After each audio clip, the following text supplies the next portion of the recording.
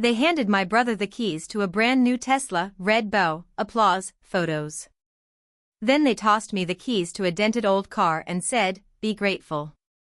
What happened next is the moment everything flipped, and I finally said the words that changed my life: "I'm not paying your debt." Favoritism doesn't always shout, it smiles.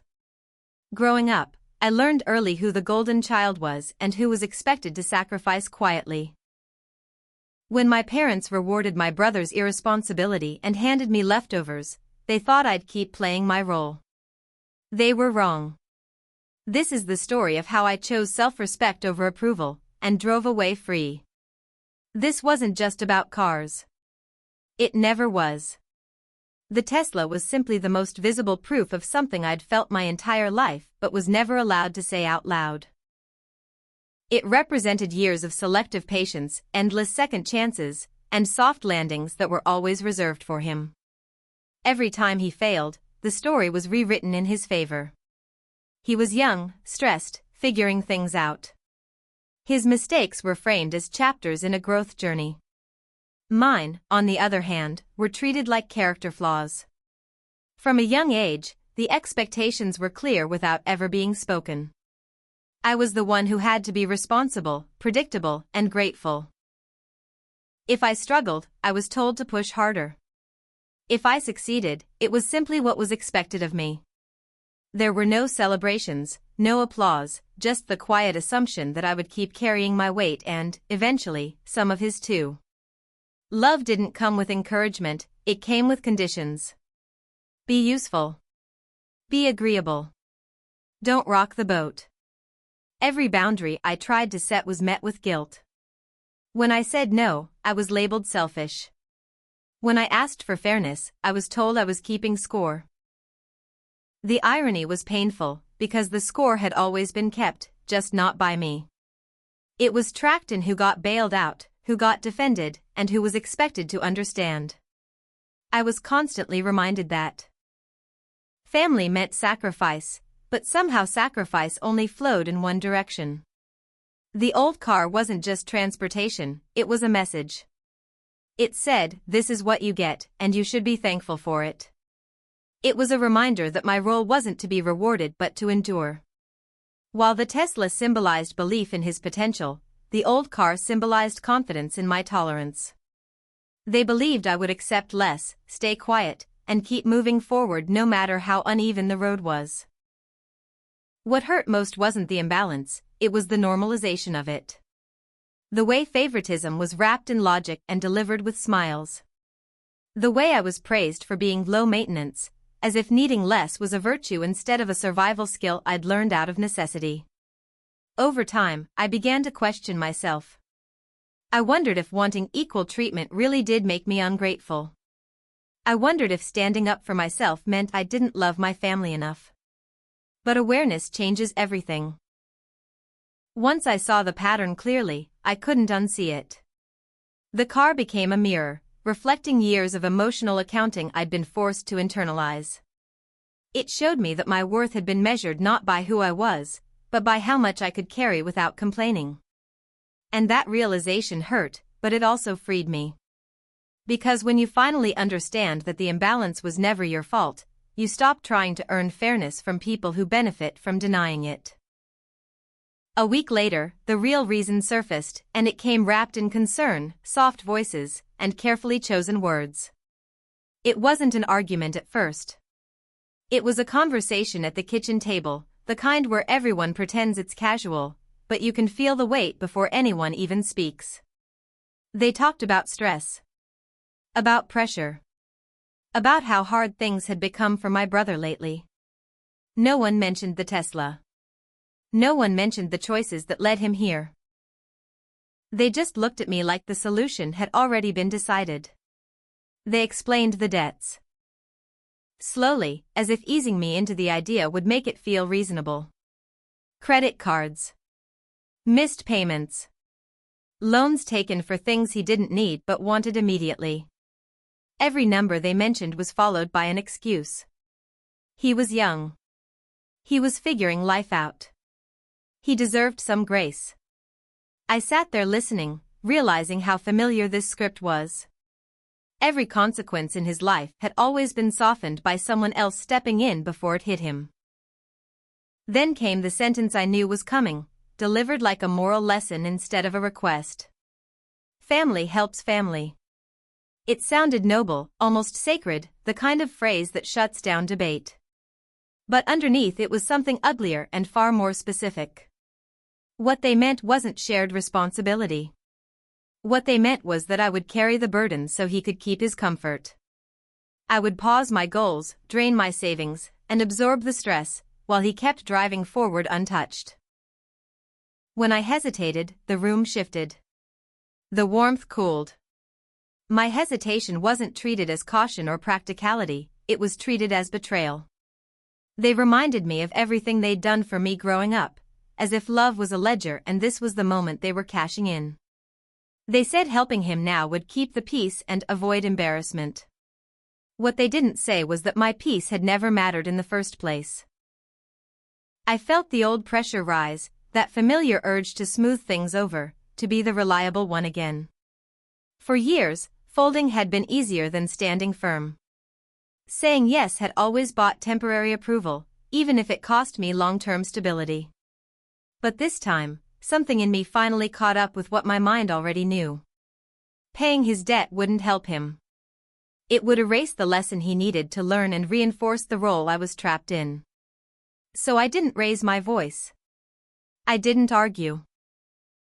I didn't attack anyone. I just stopped performing. I told them I cared about him, but I wouldn't take responsibility for decisions I didn't make. The silence that followed was heavy, uncomfortable, revealing.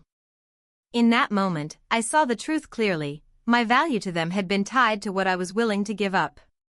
Walking away from that conversation felt strange. There was no dramatic exit, no slammed door, just a quiet realization that I'd crossed a line I could never uncross. For the first time, I didn't fold. And in not folding, I didn't lose my family the way they warned me I would. I lost the illusion that sacrificing myself was the price of belonging. I worked quietly. Saved. Invested. There were no announcements, no dramatic speeches, no need to prove anything to anyone while it was happening.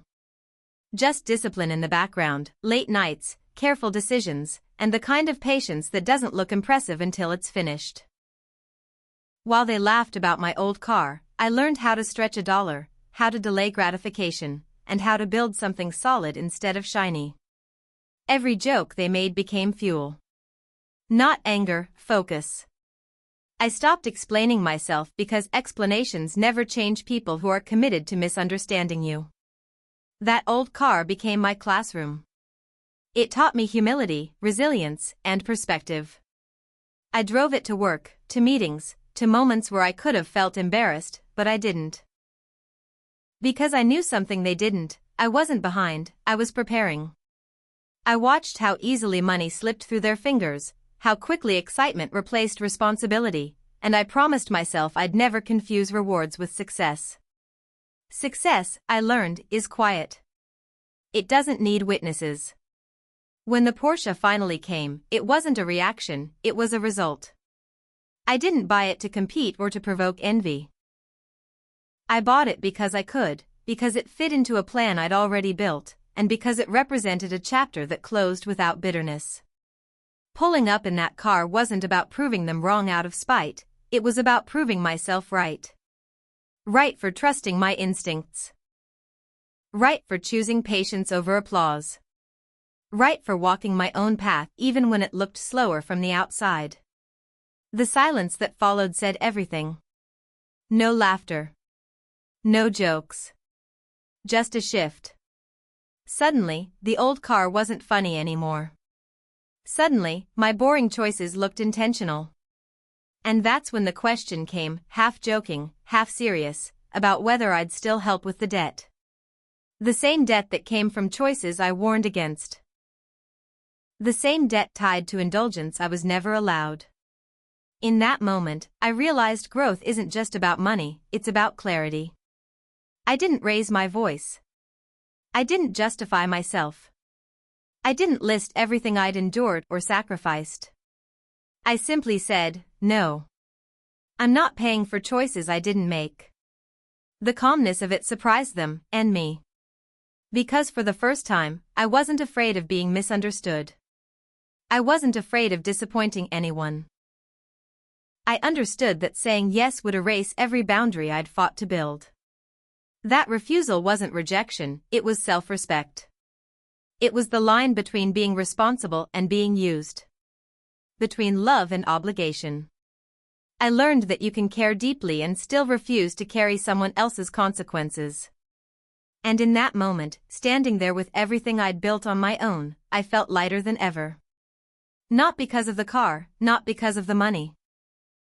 But because I finally chose myself without apology.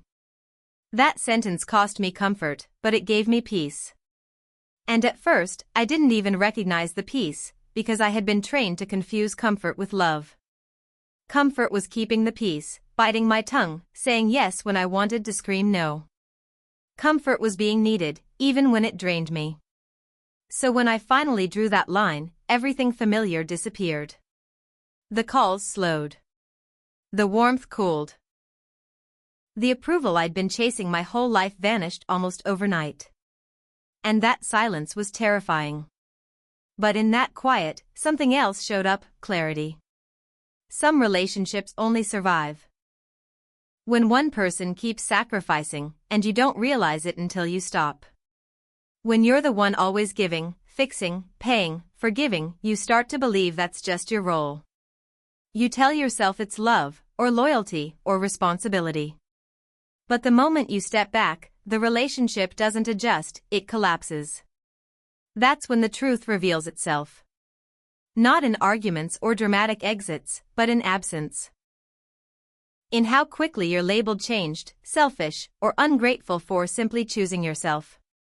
Setting boundaries doesn't feel empowering at first. It feels like betrayal, especially when you've been raised to measure your worth by how much you can endure. I wrestled with guilt in ways I never expected. I replayed conversations in my head, wondering if I could have said it softer, explained it better, sacrificed just a little more. But boundaries aren't negotiations, and they aren't punishments. They're declarations. They say, this is where I end, and you begin. And people who benefited from you having none will always resist them. What surprised me most was how much energy I had once I stopped carrying what wasn't mine. The anxiety eased. The constant need to prove myself faded. I wasn't bracing for the next demand or the next disappointment. I started making decisions based on what aligned with my values, not what would keep others comfortable. And slowly, I began to understand that peace isn't loud. It doesn't announce itself. It settles in quietly, like finally exhaling after holding your breath for years. Freedom doesn't come wrapped in applause. Sometimes it comes with judgment, distance, and misunderstood intentions.